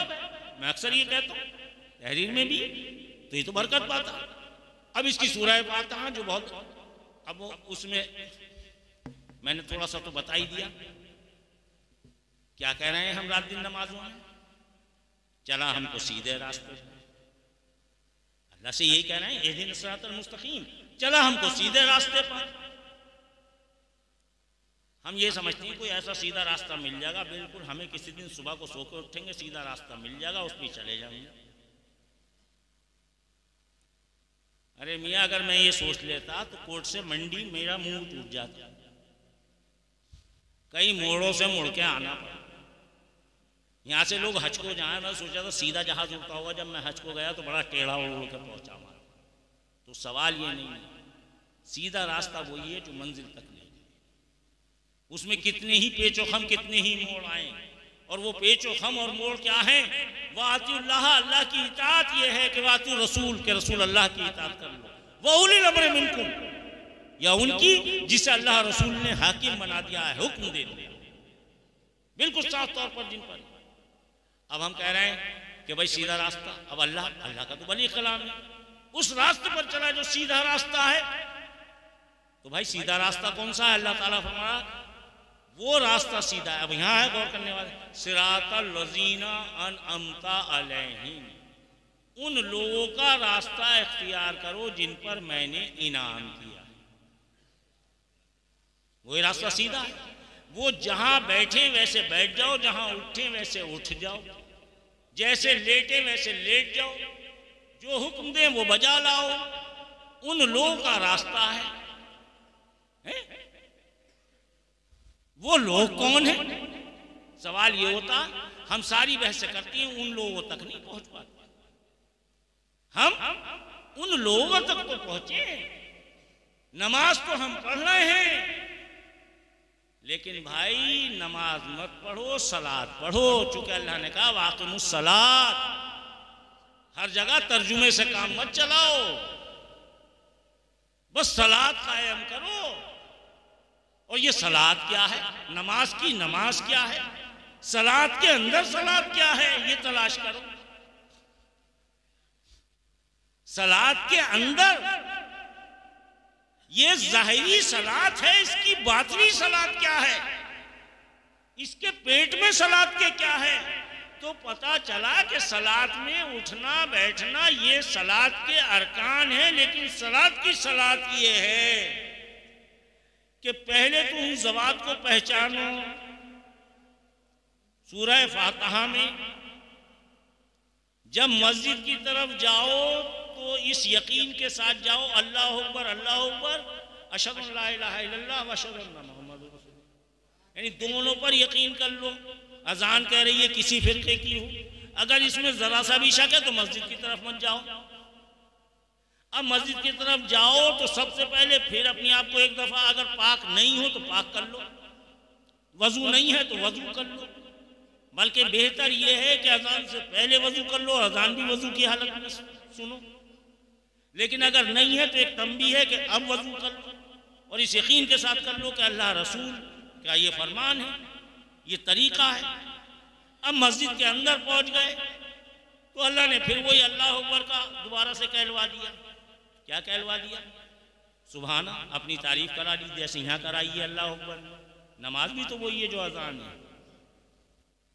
करा ली अपनी तारीफ। इसके बाद फिर तमाम तरीके दुआ के बता दिए। सूरह फातिहा शुरू हो गई, उसमें बता दिया उन लोगों को पहचान, उनका रास्ता सीधा रास्ता। अब सवाल ये है, काफी था कि रसूल का रास्ता, एक जगह और गच्चा दिया जाता। गच्चे बड़े हैं, 1,24,000 कमोबेशामियाँ हैं, और सब हमारे मोहतरम है, और सब पर हमारा ईमान है। कोई ऐसा नबी है जिस पर हमारा ईमान ना हो? और इसमें मर्तबे वाले नबी कौन से हैं? सबसे बड़ा मर्तबा हमारे आका के बाद अगर माना जाता है कुरान के और उसके एतबार से, और जो उलमा इकराम भी बयान करते हैं, मूसा अलैहिस्सलाम का सबसे बड़ा मर्तबा है कलीमुल्लाह, ऐसा माना जाता है। और कैसे माना जाता है? कि वाक़ए मेराज में जिक्र किया जाता है कि एक तरफ अल्लाह है और दूसरी तरफ मूसा अलैहिस्सलाम है, और दरमियान में रसूल अल्लाह तशरीफ फरमा है। यही है, ऐसे ही जिक्र किया जाता है, यही जहनों में है। मूसा अलैहिस्सलाम, अच्छा सबसे ज्यादा वाकया कुरान में मूसा अलैहिस्सलाम का, मेरे बड़े दादा फरमाते हैं मूसा से मर्तबे में वो इतने बुलंद हैं जितना बुलंद अर्शे मौला है तूर से। तो मूसा अलैहिस्सलाम का बड़ा मर्तबा है, दरमियान में रसूल अल्लाह है। तो अब मुझे बताइए, क्या हम हजरत मूसा अलैहिस्सलाम की इत्तिबा करें? नहीं कर सकते। हजरत आदम अलैहिस्सलाम की करें नहीं कर सकते, मूसा अलैहिस्सलाम की, ईसा अलैहिस्सलाम की, किसी नबी की, शीस अलैहिस्सलाम की। 1,24,000 कमोबेश अंबिया में 25 का नाम तो कुरान में है, इनमें से 25 की इत्तिबा करें, किसी की नहीं कर सकते। उसी की इत्तिबा कर सकते हैं जिसकी इत्तिबा रसूल ने हमें बता दी। अब उन्होंने क्या बता दिया कि बस सिर्फ इब्राहीम अलैहिस्सलाम की सुन्नत ली, उनका तरीका लिया, इसके अलावा किसी का, इसलिए हम लेते हैं कुर्बानी वगैरह। एक और बरगुज़ीदा बंदी है, हज में जाते हैं तो उनका इस तरह से जगह जगह चक्कर सफ़ा मरवा के दरमियान लगाना। लेकिन सवाल यह है, ये जुज़वी हैसियत है, सलात की सलात, उसकी नमाज ही नहीं हो सकती जो अत्तहियात ना पढ़े। ये कायम है, ये दुरूद कायम है, कायम करो सलात, तो यह है कायम करना, हर वक्त अत्तहियात और दुरूद। और कोई नमाज ऐसी नहीं हो सकती जो बगैर सूरह फातिहा के हो जाए, इसे भी कायम है। बाकी कहीं से दिल चाहे वक्ती तौर पर पढ़ लो, लेकिन पता चला ये कायम रखना है। और कायम में साफ बता दिया, उन लोगों का रास्ता इख्तियार करो। अब वो लोग हैं कौन? अब नबी तो नहीं है, अच्छा खाली रसूल होते तो रसूल का नाम हो जाता। अब ये यहाँ तर्जुमा कीजिए और यहाँ तफसीर कीजिए कि वह आतु रसूल तो आ गया, उलिल अम्र मिनकुम कौन है यहाँ पे? सारे सहाबा भी पढ़ रहे हैं, वो कुछ और नहीं पढ़ रहे। अच्छा तारीफ यह है, खुद रसूलुल्लाह भी पढ़ रहे हैं और पढ़वा रहे हैं, कलमा खुद भी पढ़ रहे हैं और पढ़वा भी रहे हैं। जवाब तो ये भी है। लेकिन सवाल यह है, बस 5 मिनट के अंदर अंदर मैं अपनी इस उन्वान को समेटता हूं। सवाल यह है कि वो नुफूस कौन है जिन पर इनाम हुआ। तो ये बताइए, यहाँ हम में कौन ऐसा है जिस पर इनाम ना हुआ? सबसे बड़ा इनाम ये है कि हम जिक्र रसूल, जिक्र अल्लाह, जिक्र सहाबा, जिक्र औलिया अल्लाह कर रहे हैं। ये अल्लाह की बहुत बड़ी अता और इनाम है। हम सुन रहे हैं और सुना रहे हैं, और सुनाने वाले से ज्यादा सवाब सुनने वालों को मिल रहा है, समझने वालों को मिल रहा है। तो इनाम तो सब पर है, लेकिन अगर ऐसे सब पर इनाम है तो सब एक दूसरे की इत्तिबा तो नहीं कर सकते। किसकी करनी है? वो नुफूस कौन है जिन पर खुला हुआ इनाम होना चाहिए? तो अगर खुला हुआ इनाम सबसे ज्यादा है तो मैं अक्सर कहा करता हूं, आज फिर कह रहा हूं, रसूल अल्लाह के बाद और रसूल अल्लाह के साथ, दोनों ऐसे से समझ लें। अगर बहुत बड़ा इनाम है तो वो है वाहिद ज़ौजा, वाहिद रसूल अल्लाह की बीवी, वाहिद बीवी हजरत खदीजतुल कुबरा हैं, जिन पर सबसे बड़ा इनाम हुआ है। वाहिद वाहिद एक ज़ौजा है नबी अकरम सल्लल्लाहु अलैहि वसल्लम पर, नबी अकरम सल्लल्लाहु अलैहि वसल्लम की, जिन पर अल्लाह और रसूल का सबसे बड़ा और सबसे ज्यादा इनाम हुआ है। सबसे पहले ईमान में दाखिल होने वाली, इस पर सब मुत्तफिक। मैं इत्तिफाक की बात करता हूं, निफाक की कभी नहीं करता। सब इस पर मुत्तफिक हैं कि आप सबसे पहले ईमान लाने वाली और सबसे पहले रसूलुल्लाह के साथ नमाज पढ़ने वाली। और दलील के तौर पर एक बात कहता हूं, आर्गुमेंट्स के साथ एक बात कहता हूं, लॉजिक के साथ एक बात कह रहा हूं।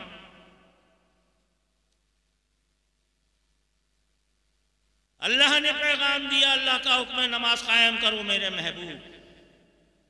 महबूब ने नमाज कायम कर दी।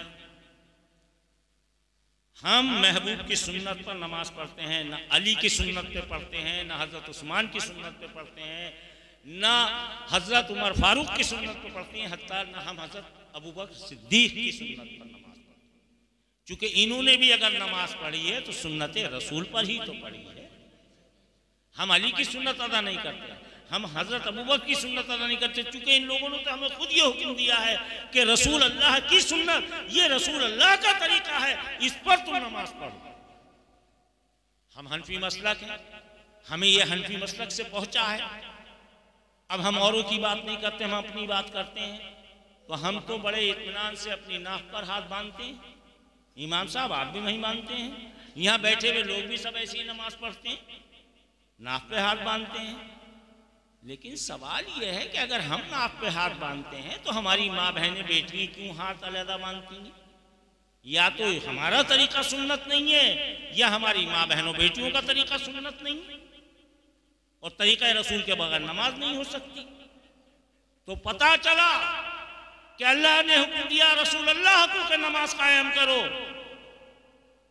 कहा ए मेरी प्यारी ज़ौजा हजरत खदीजा, ये उम्मत जैसे मैं खड़ा हूंगा, जैसे मैं बैठूंगा, मर्द सब ऐसे ही बैठे उठेंगे, लेकिन दुनिया जहान की औरतें, चाहे वो तुम्हारी बेटी हजरत फातिमा हो, चाहे मेरी दूसरी ज़ौजा आने वाली उम्मुल मोमिनीन हजरत आयशा हो, उम्मे सलमा हो, इत्तिबा सब तुम्हारा करेंगी। जैसे तुम खड़ी हो जाओगी ऐसे वो खड़ी होंगी, जैसे तुम हाथ बांध दोगी वैसे वो हाथ बांधेंगी, और जैसे तुम बैठ जाओगी, क्योंकि औरत की हैयत और है और मर्द की हैयत और है, वैसे ही तमाम औरतें बैठेंगी।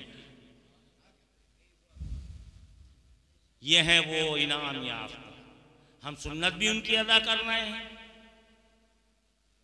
अब फिर सरदार क्यों नहीं? हजरत खदीजा तुल कुबरा को तो सरदार होना चाहिए था, फिर हजरत फातिमा सरदार कैसे बन गई जन्नत की? ये सवाल आता है। हाँ, वो वजह है, ये इनाम है अल्लाह का रसूल अल्लाह के लिए और हजरत खदीजा कुबरा के लिए कि आपकी बेटी को मुंतखब कर लिया, इस एतबार से कि हर एक की जन्नत उसकी माँ के कदमों में होती है। तो हजरत फातिमा जिस जन्नत की खातून है, जिस जन्नत की सरदार है, वो हजरत खदीजा कुबरा के कदमों के नीचे। कहते नहीं कि माँ के पैरों के नीचे जन्नत है। तो हजरत फातिमा ने बिल्कुल उसी तरीके पे, उसी उसवे से, उसी तरीके से नमाज अदा की। दूसरा कौन है? वो है मौलूद काबा, बकाबा विलादत ब मस्जिद शहादत। हुसैन अलैहिस्सलाम कौन है? वो कौन है? आइए अब जफ्त की बात रह गई, उसे और बता दूं। ये 6 नुफूस है। अब आगे कुरान क्या कह रहा है? वो कौन सी जमात है? सालेहीन। सालेहीन से पहले क्या लफ्ज़ आया कुरान में? सिद्दीकीन। सिद्दीकीन, सालेहीन, शुहदा, यही फहरिस्त है। अफजलियत सिद्दीक सबसे बड़े, तो सिद्दीक बड़े या सिद्दीकीन बड़े? उम्मत से पूछो तो एक सिद्दीक का नाम बता देगा, दूसरे सिद्दीक का नाम ही नहीं जानता। वहां जमा अल्लाह कह रहा सिद्दीकीन, वो कह रहा सालेहीन, वो कह रहा है शुहदा। हाँ, ये जमात जो है ये 6 के 6 सिद्दीकीन भी हैं, सालेहीन भी हैं, और इसमें 2 से ज्यादा होने चाहिए, 3 शुहदा भी। अली हसन हुसैन, ये वो जमात है। आइए अब हमारा एक मसला और रह गया। सबसे ज्यादा अल्लाह ने कुरान में इन नुफूस का जिक्र कर लिया, अल्लाह के कुरान से इनकार। सबसे ज्यादा हदीसों में इन नुफूस का जिक्र, उससे इनकार। ठीक। अब सवाल ये है, सहाबा इकराम की दुहाई देने वाले हम सूफिया और फुकरा से कहते हैं कि तुम सहाबा की अजमत नहीं जानते, तुम सहाबा की अजमत नहीं जानते। अरे हम सहाबा की वही अजमत जानते हैं जो रसूल अल्लाह ने बताई। हम जैसे तमाम अंबिया का एहतराम करते हैं, हम तमाम सहाबा का भी बिल्कुल ऐसे ही एहतराम करते हैं। हम अव्वलून साबिकून के मानने वाले भी हैं, हम महाजिर अंसार के मानने वाले भी हैं, और हम इस हदीस के मानने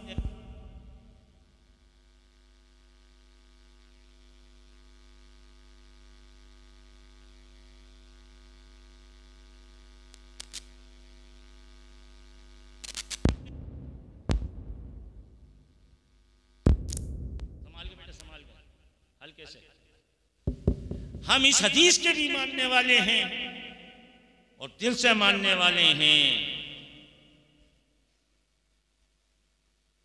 कि सारे सहाबा रोशन सितारों की मानी।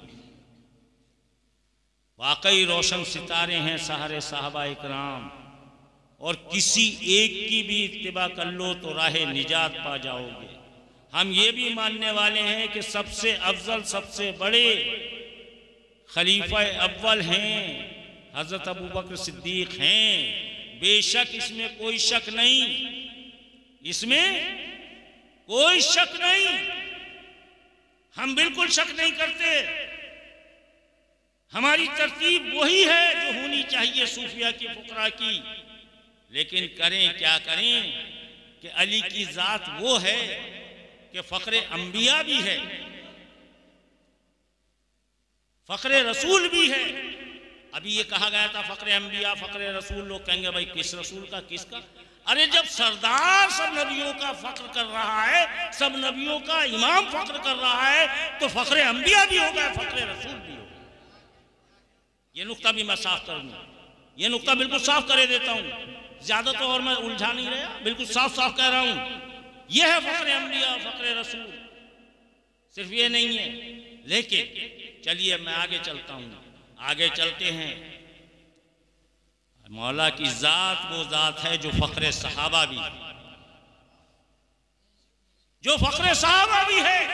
हाँ, हजरत अबू बकर सिद्दीक जो मर्तबे में सबसे बड़े सहाबी हैं, खलीफा अव्वल हैं हमारे, वो कहते हैं, और कितने प्यारे अंदाज से कहते हैं, और किस बारगाह में बैठे हुए कह रहे हैं। उस बारगाह में बैठे हुए हैं। अभी एक बात बताई कि वहां हजरत अबू बकर आए तो चेहरा किसका तक रहे थे? रसूल का। क्यों तक रहे थे? तक रहे थे चेहरा नबी का, चेहरा तक रहे थे। कहा आपसे ज्यादा खूबसूरत कोई नहीं है, आपसे ज्यादा खूबसूरत, यही रिवाज बन की। वहां अबू जहल भी आ गया, उसने कहा आपसे, आपके चेहरे को देख के मुझे रग़बत नहीं होती। मतलब वो जाने उनने क्या कहा, मैं नहीं कह सकता उन अल्फाज को जो आपने कहे, मतलब मुझे हिम्मत नहीं है उस तरह से कहने की। बहरहाल उसने उसे कबूल नहीं किया। आपने कहा तूने सच फरमाया अबू बकर। जब अबू जहल ने कहा तो उससे भी कह दिया कि तूने सच कहा। खलीफा ने सवाल किया हजरत अबू बकर ने कि मेरी समझ में तो बात नहीं आई, क्या आपने उसको भी सच कह दिया, मुझे भी सच कह दिया? बोले अबू बकर घबराने की कोई बात नहीं है, मैं एक आईना हूं, उसे जैसा दिखाई दिया उसने कह दिया, तुम्हें मैं जैसा दिखाई दिया तुमने कह दिया। उसने तो अपना चेहरा देखा है। उन्हीं अबू बकर से कह दिया कि मेरा चेहरा तो सबसे हसीन है, लेकिन मेरे अल्लाह ने मुझे हुक्म दिया है और बगैर जिब्रील के कहा है। कुरान तो जिब्रील के जरिए आया है और ये पैगाम मेरा डायरेक्ट रहता है अल्लाह से। जो मैं कहता हूँ अल्लाह ही कहता है, जो मैं करता हूँ अल्लाह ही करवाता है, मैं उसके ताबे हूँ। तो ऐ अबू बकर, मेरा चेहरा देखना सवाब तो पहुंचाएगा, लेकिन इबादत जो है वो अली का चेहरा देखने। अब हम कहाँ जाएं? ये है खलीफा अव्वल का कहना। अशरा मुबशरा में है सबसे बड़े सहाबी हैं, तो फखरे सहाबा भी हैं। मौला फखरे अंबिया ही क्या है? हाँ, ये खलीफा दोयम शेखैन का तो बड़ा मर्तबा है हम सुन्नियों में। हजरत उमर बार बार कह रहे हैं अली ना होते मैं हलाक हो जाता। बताइए क्यों हलाक हो जाएगा? कलमा पढ़े हुए, अशरा मुबशरा में दाखिल, तमाम कुर्बानियां दे दी। इसके अलावा एक कारनामा और कर रहे हैं, छोटे छोटे बच्चे जिन्हें आज हसन हुसैन कह के हम बहुत बड़ा कर रहे हैं, उस जमाने में तो वो छोटे छोटे बच्चे हैं। आका फरमा रहे हैं ये तुम्हारे सरदार हैं। उन्होंने कोई सवाल नहीं किया, सरदार ही मान लिया। और आका के एकदम बाद उन्होंने क्या कहा कि तुम हमारे गुलामजादे हो। तो वो तो फख्र कर रहे हैं हसन हुसैन के गुलाम होने की, ये बना रहे हैं आका।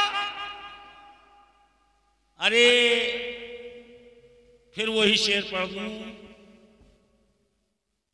यहां मरने की पाबंदी, वहां जीने की पाबंदी।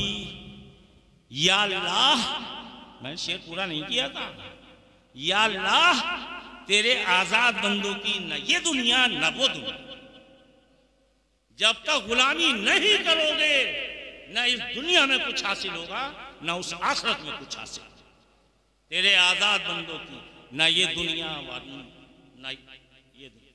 अब चूंकि जज्ब की बात मैं और करना चाह रहा था, मजरूब और सालिक वाली बात रह गई। सालिक उसे कहते हैं जो हम कर रहे हैं, नमाज रोज़ा इबादत करके कि अल्लाह एक हमें अपना कुर्ब अता कर दे कुछ उसकी अता पे है।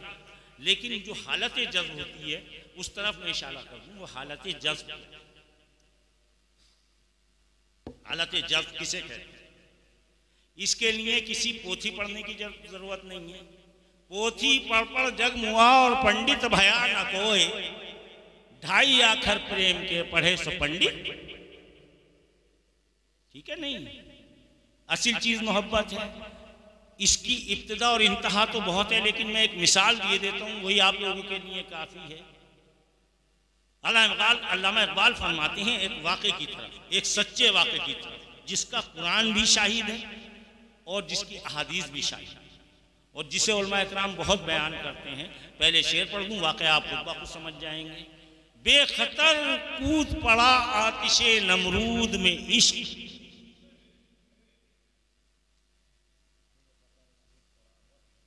बेखतर कूद पड़ा आतिशे नमरूद में इश्क।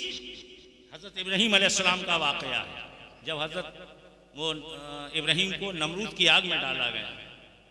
अक्ल लबे बाम महवे तमाशा रहे। ठीक है, अक्ल जब अक्ल अपनी इंतहा को पहुंच जाए, अक्ल की इंतहा क्या है? अक्ल की इंतहा है आग जला देगी, ये हमारे अक्ल की इंतहा है। और जब अक्ल अपने उरूज को पहुंच जाती है तो फिर आग भी नूर बन जाती है और नूर नजर आती है। यह है इश्क़ इब्राहीम अलैहिस्सलाम। ठीक है, इसे कहते हैं हालत जज्ब। क्या होती है हालत जज्ब? समझ में आ गई? ये नबियों का विरसा है। हालत जज्ब क्या है? अंबिया का विरसा है। जब वो उस हालत में होते हैं कि उरूज पर होती है वो इश्क और मोहब्बत, और इसी बात को बड़े प्यारे अंदाज में आला हजरत फाजिल बरेलवी ने कितने प्यारे अंदाज में कहा है। लेकिन सवाल तो ये है कि ये बरेलवी समझते क्यों नहीं? बरेली के नारे बहुत लगाती है,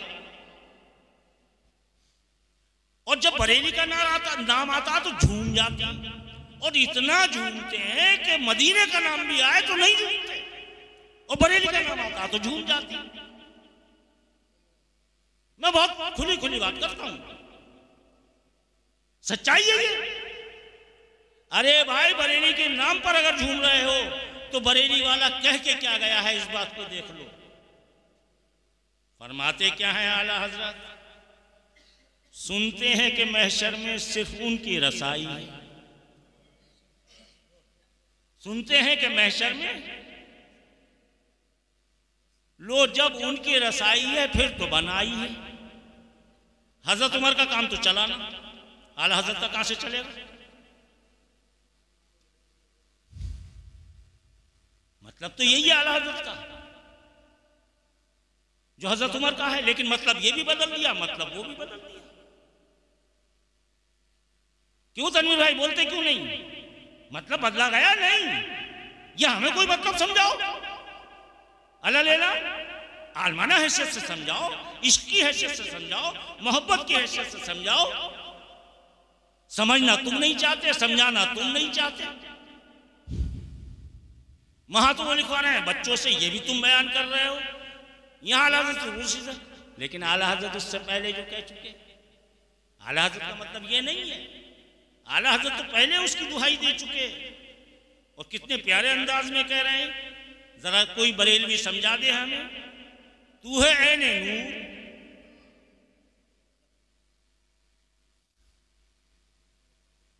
तेरा सब घराना नूर का, तेरी नस्ल पाक में है बच्चा बच्चा नूर का। इसके बाद भी बहस है कि कौन नूरी कौन खाकी। बताओ यार कमबख्तो, अरे यार औने पौने क्यों हो तुम, ये औनी पौनी बातें क्यों करते हो? हैं? तेरी नस्ल पाक में बच्चा बच्चा नूर का वो कह रहे हैं, तो आला हज़रत क्या प्यारी बात कह रहे हैं। सुनते हैं कि मैशर में सिर्फ उनकी रसाई है, ये नात का मतला है, और चूंकि यहाँ सुनना कहा है तो मक्ते में इसकी खुद ही तसी कर ली है। थोड़ा सा यहाँ नुक्स था, वो शायरी वाले जानते हैं, ये ज़्यादा अच्छे शायर बैठे हैं, तनवीर भाई तो एक्सपर्ट हैं इसके। लेकिन मैं जो दो शेर से फ़ायदा उठाऊंगा वो देखिए आप। और यूँ तो पूरा कलाम फ़ायदा उठाने का है। आला हज़रत का कलाम कोई आम कलाम नहीं है, एक आशिक का कलाम है, एक सूफ़ी का कलाम है, किसी आलिम का कलाम नहीं है, एक सूफ़ी का कलाम है। आलिम बना के उन्हें नीचा कर दिया है, वो हकीकतन सूफ़ी है, ठीक है नहीं है। अब किस दर्जे के सूफ़ी हैं वो सूफिया इकराम की बहस है, लेकिन बहरहाल सूफ़ी हैं। हम उन्हें सूफ़ी भी तस्लीम करते हैं, आलिम भी तस्लीम करते हैं, और हम उनकी बहुत एहतराम और इज़्ज़त करते हैं। हम हमेशा इज़्ज़त और एहतराम से नाम लेते हैं। लेकिन ये बरेली वाले जो गंदगी फैला रहे हैं वो गंदगी दूर करें और सोचे आला हज़रत ने क्या कहा है, या तो हमें समझा दें कि बच्चा बच्चा नूर का मतलब क्या है, और फिर सिर्फ यही नहीं, इस शेर का ही मतलब बता दें। मैं तो मालिक ही कहूँगा, अल्लाह मियाँ सल्लल्लाहु अलैहि वसल्लम, मैं तो मालिक ही कहूँगा कि हो मालिक के हबीब। तो फिर अली में और रसूल में क्या तेरा मेरा कर रहे हो भाई? जिसे भरे बैदान फरमा दिया मेरा, मैं जिसका मौला उसके ये मौला, वहां तो सीधा सीधा मौला फरमा रहे हैं। ये मनकबत का भी शेर है, समझ लो या समझा दो। बहस तो आला हज़रत ने मौला के मानी साफ खोल दी, किसी डिक्शनरी में ही जाने की जरूरत नहीं। मैं तो मौला ही कहूंगा कि हो मौला के हबीब। बताओ अगर दोस्त के मानी हो, वो भी वही मानी होगा। मैं तो मौला ही कहूंगा, बड़ा झूमती, हमसे ज्यादा झूम लोग हैं आला हज़रत के कलाम पे। मैं तो मौला ही कहूंगा कि हो मौला के हबीब। मैं तो रसूल ही मानूंगा अली को। क्या परेशानी है मुझे मानने में? जानशीन रसूल है। अरे भाई कौन सी परेशानी हो गई? नहीं, ये मसला ये है कि अली का बुक्स कल भी इतना ही था और अली के बच्चों को और आज भी इतना ही है। कल भी करबला में हमारे सामने 20-22 हजार थे, 72-73 के सामने, आज भी हमारे सामने उतने ही हैं, आज भी उतने ही हैं। मैं तो मौला ही कहूंगा कि हो मौला के हबीब। महबूब में होता नहीं तेरा मेरा। आइए अब वो चंद शेर और सुनिए जिसकी वजह से मैं ए इश्क तेरे सदके, ए इश्क तेरे सदके, जलने से छूटे सस्ते। वो आग लगाई है जो आग बुझा देगी। अरे वो मुकाम इसको। फिर आगे इन मौलवियों को भी लता गए, पक्के सूफी हैं, मैंने पहले बता दिया। हमारे दादा ने एक शेर कहा था और बड़ा प्यारा कहा था, मुफ्ती अबू ज़र वारसी अलैहिर्रहमान ने, उसे भी नहीं समझे लोग आज तक। अहमद रजा से कहो गधे अपने मानने। ये ऐसी लोगों के लिए कहा है? नहीं इतराज क्यों करते? उनके सामने का वाकया, मुफ्ती साहब और वो साथ के, हमारे यहाँ से उनका हक में होने का फतवा गया है। आज वो आला हज़रत के नारे लगा रहे हैं। आला हज़रत के नारे लगवाने वाले, आला हज़रत के दौर में होने वाले हम लोग। संभल उससे ज्यादा कदीम बस्ती, ये कदीम बस्ती। अभी एक जिक्र हुआ और वो भी जिक्र कर दूं। सैयद सलार मसूद गाजी जैसी शख्सियत 1000 साल पहले अगर किसी कदू में मेहनत लजूम पढ़े हैं तो वो जमीन सरजमीन संभल पर पढ़े हैं, और आज नेजा उसकी यादगार है, और आज बासी नेजा। और मैं अक्सर एक बात कहता हूं, ये शहदा की बस्ती भी है, ये औलिया का भी मथवन है, और ये मथवन सहाबा का भी। मस्जिद मुर्ज़ा शक्को कमर मौजूद है, यहाँ सहाबा की असल तालीम मौजूद है, यहाँ सहाबा के जानशीन मौजूद है।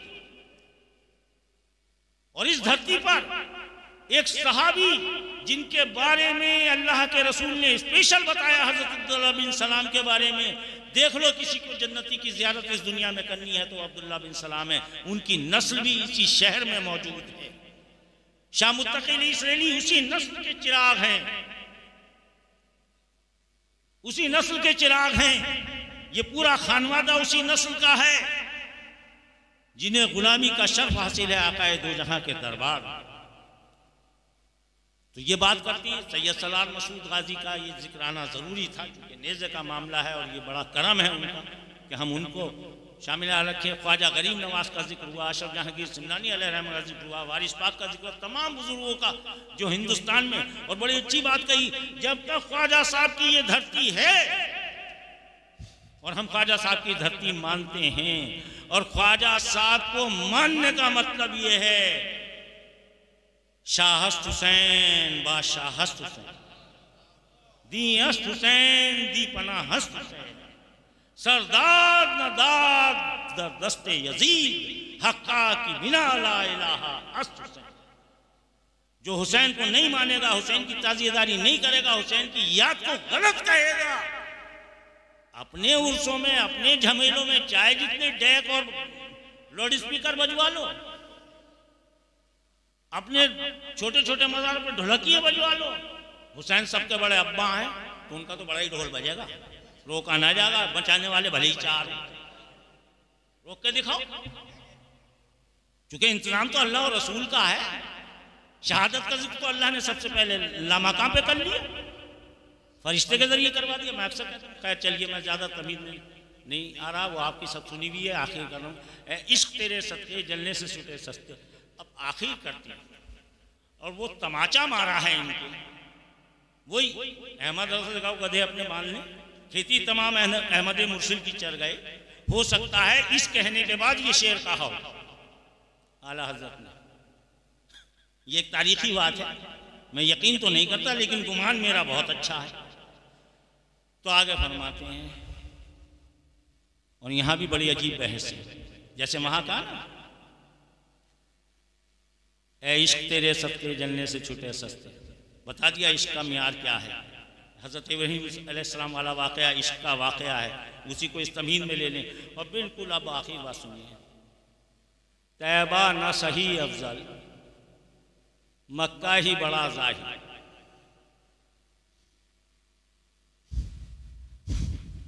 मौला न सही अफजल,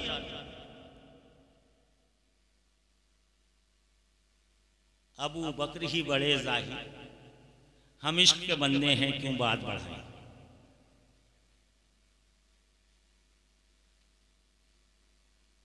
अब मैंने एक हदीस बयान की, किसी एक की इत्तिबा कर लो राह निजात पा जाओगे। किसी एक सहाबी की इत्तिबा कर लो राह निजात पा जाओगे। हज़रत अबू बकर किस के लिए कह रहे हैं, हज़रत उमर किसके लिए कह रहे हैं, हज़रत उस्मान किसके मशवरे मानना है, तमाम सहाबा किसके मशवरे मानना है। हद तो ये है कि जब पत्थर उठाने का वाक़या मस्जिद में हो रहा है तो सब सहाबी एक एक पत्थर उठा रहे हैं। बच्चों ये बात बड़े गौर से समझ लेना, आज सब एक एक पत्थर उठा रहे हैं।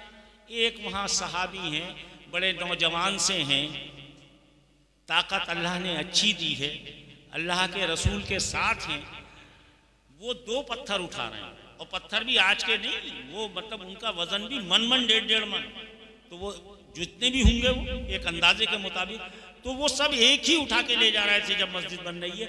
लेकिन हजरत अम्मार, क्या नाम है उन साहबी का, सलामती हो उन पर, दुरूद हो उन पर। और हकीकत यह है अल्लाह उनसे राजी, वो अल्लाह से रज़ी अल्लाह ताला अन्हु। उठा रहे हैं पत्थर, उठा रहे हैं 2-2। आका ने देखा कि हम सब एक एक पत्थर उठा रहे हैं, ये 2 पत्थर उठा रहे हैं। मुस्तनद हदीस है भाई, क्यों निगल रहे हो, क्यों खाए जा रहे हो, क्यों हक को नहीं पहचान रहे, क्यों हक का पैगाम नहीं दे रहे। तुम्हारे ऊपर ज़्यादा जिम्मेदारी है, किसी सूरत से इस हदीस को निगल क्यों गए। जैसे ऊपर वालों ने निगली ऐसी तुम निगल रहे हो। अब तो बड़ा इल्म का दौर है, बड़ी रोशनी फैल गई, बात वही होगा। आका फरमाते हैं, ए अम्मार, अब होना तो ये चाहिए था, तुझे एक सोने का पहाड़ मिलेगा। न कहे आका। अब गौर करिए, फ़क्र क्या चीज़ है? बेटी से फाके में ना कहा कि आटा दे दें, बल्कि अल्लाह से दुआ क्या की कि अल्लाह मेरी फातिमा को कभी भूख न सताए। यह है शान हज़रत फातिमा की, कभी भूख न सताए। और बेटी एक बार और इस तरह से मंसूब है कि एक बार उन्होंने खादमा मांगी कि कोई ज़रूरत नहीं है, तो कहा बेटी तुम ये तस्बीह पढ़ लेना। ये तस्बीह हर नमाजी तस्बीह फातिमा पढ़ लिया है, लेकिन हजरत फातिमा को नहीं मानता ना तस्बीह फातिमा। अरे तस्बीह अल्लाह की पढ़ लिया, तस्बीह फातिमा से क्या मतलब? यह है निस्बत। तस्बीह फातिमा ही कहलाएगी, उसी निस्बत से पढ़ेगा, आपकी मोहब्बत करके पढ़ेगा, जब भी फैस पहुंचाएगी। अकीका अपने बच्चों का करते हो, रसूल का अकीका नहीं है, सुन्नत हसन और हुसैन। ये नुक्ते बार बार मैं पेश करता रहता हूँ। आइए फिर वहीं आ जाती हैं जहाँ से बात छोड़ी थी। कहाँ छोड़ी थी जरा सा याद दिला दे हैं? हाँ, हजरत अम्मार यासिर। अब कहा जा रहा है हजरत अम्मार यासिर से होना तो ये चाहिए था कि कोई बड़ा इनाम देते, तो दुनिया वालों के लिए बड़ा इनाम और होता है और अल्लाह वालों के लिए बड़ा इनाम और होता है। और रसूल और आशिक़े रसूल के लिए अल्लाह ताला सबसे बड़ा इनाम देता है।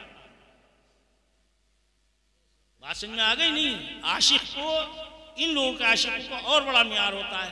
तो रसूल अल्लाह ने एक वाक़या मिलता है, जहाँ तक मेरी मालूमात है, कि एक मर्तबा मौलाए कायनात जब मस्जिद नबवी में लेटे हुए थे और बदन से कुछ खाक लग गई थी एक वाक़े के तहत, तो आपने झाड़ते हुए अबू तुराब का खिताब दिया, और वो सबसे ज़्यादा मौला को पसंद था अबू तुराब कहलाना। अगर दूसरी किसी की इस अंदाज से मट्टी झाड़ी है, तो मैंने जहाँ तक मेरा मुताला है, वो हज़रत अम्मार की झाड़ते हुए आका बड़े प्यार से कह रहे हैं, अम्मार मैं देख रहा हूँ। और नबूवत ऐसी चीज़ नहीं है, नबूवत जो हो चुका है उसे जानती है तमाम वाक़यात, और जो आगे क़यामत तक होगा वो बयान कर चुकी है। तो आका उस ज़माने में फरमाते हैं, जब वो नौजवान हैं, बूढ़े होंगे अभी, फरमाते हैं, ऐ अम्मार मैं देख रहा हूँ तुझे एक बागी गिरोह बातिल की तरफ बुलाता होगा, और अम्मार तूने हक की तरफ बुलाता होगा, वो तुझे शहीद कर। और जब शहीद हुए हज़रत अम्मार यासिर मौलाए कायनात के साथ, तो एक शोर मच गया कि ये लोग हक पर नहीं हैं, और खुद अमीर शाम तक ये इत्तला पहुंच गई कि हाँ ये तो गलत हो गया, जंग रोक देनी चाहिए। तो आपने उसको नहीं माना और अपने साथी से कहा तू तो खुद अपने पेशाब में फिसल गया। और ये लफ्ज़ उन्होंने सही फरमाया, इंसान अपने ही पेशाब में डूब जाता है। वो खैर बड़े लोगों का मामला है, मैं आगे नहीं बढ़ रहा, लेकिन बहरहाल ये तय है कि वो बाकी था, बागी है, बागी रहेगा। किसी की हिम्मत नहीं है कि उस गिरोह को मौला के मुकाबले पे हक पे कह दे, किसी की हिम्मत आज तक नहीं हुई। रसूल अल्लाह का फरमान है, रसूल अल्लाह की मानते हो तो मानो, अल्लाह की मानते हो मानो। और अगर रसूल अल्लाह की और अल्लाह की मानने वाले होते तो हुसैन को 20,000 लोग घेर कर करबला में शहीद। यह है बनी उमैया का किरदार। मरवान जिसको रसूल अल्लाह ने निकाला, उसकी नस्ल पे हमारे ऊपर हुक्मरानी की, हमने उसे बर्दाश्त किया। अल्लाह का शुक्र है, मैं बावाज़े बुलंद और डंके की चोट पे कहता हूँ, मोदी की हुकूमत उससे लाख गुना सवाब की तरफ है। और हमें इस हुकूमत में रहते हुए कोई परेशानी नहीं है अगर हमारी गर्दनें भी कट जाएं, चूंकि उस उम्मत ने अपने जिस नाना का कलमा पढ़ते थे उसके नवासी की गर्दन काट दी। तो हम अल्लाह रसूल के नाम पर यहाँ अगर मरेंगे भी और हुसैन का नाम लेते हुए शहीद होंगे तो इंशाअल्लाह हमें जन्नत जरूर मिलेगी। आज अफसोस का मकाम ये है कि दुनिया में जितने मुसलमान सो कॉल्ड मुसलमानों का मौत हो रही है, उसमें 5 मुसलमान यानी हर 100 मुसलमानों में 5 मुसलमान तो तबई मौत मर रहे हैं, 5 मुसलमान दूसरों से झगड़ा करने में मर रहे हैं और 90 मुसलमान आपस में लड़ भिड़ कर मर रहे हैं जंगो जिदाल। मिसाल मौजूद है, अफगानिस्तान में किसकी हुकूमत थी? अभी 2 दिन पहले का वाकया, बंदूक की नोक पे वो दूसरा आन के बैठ गया, तीसरा आन के बैठ गया। यही हुआ है। आज सबसे बुरी हुकूमत अगर पूरी दुनिया में कोई है, मुसलमानों सुन लो, सबसे बड़ी और बुरी हुकूमत अगर कोई है तो उसी जगह पर है जहां पर आका आराम फरमा है और अल्लाह का सबसे बड़ा घर जहां मौजूद है। सबसे बुरी हुकूमत वहां है, उसके लिए तो कोई एहतजाज नहीं है। मोदी और योगी की हुकूमत के क्यों पीछे पड़ते? अगर इंसाफ चाहते हो और अपने ईमान की सलामती चाहते हो तो सबसे बड़ी बगावत करो अरब की हुकूमत के। यह है ईमान का तकाजा। वहां वो लोग बैठे हुए हैं जो यहूदियों के एजेंट हैं, जहां नाच गाने आम कर दिए। यह हिंदुस्तान की हुकूमत, हिंदुस्तान का निजाम इस वक्त पूरी दुनिया में सबसे अच्छा निजाम है।